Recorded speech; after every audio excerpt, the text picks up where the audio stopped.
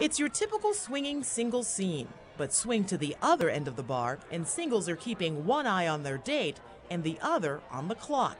On this night, 35 young professionals gather in a Virginia bar, hoping to meet their match in a flash. You'll have 8 minutes to have a conversation with the person that's opposite you.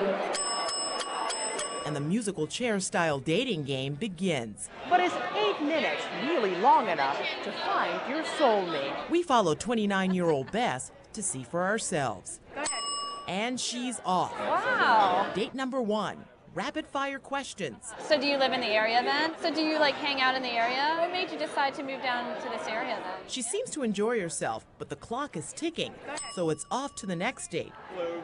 Hi, how are you? All right, how are you? Where she talks about her expectations after 8 minutes of quality time. If you think you're going to meet the person of your dreams, then I wouldn't suggest this to you, you know. But if you're just here to meet people, I think it's one of the best ways to do it. No time to lose. She's on the move again. Meanwhile, 29-year-old Coco's last date wasn't so successful. Too young, still living at home with his parents.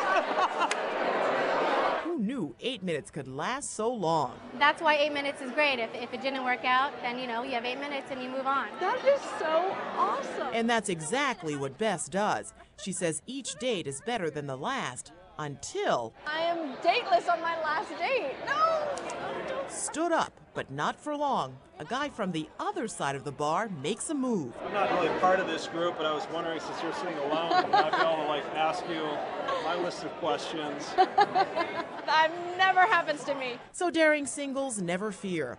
On the 8-minute date, you'll always be saved by the bell. Ginger Gadsden, USA Today.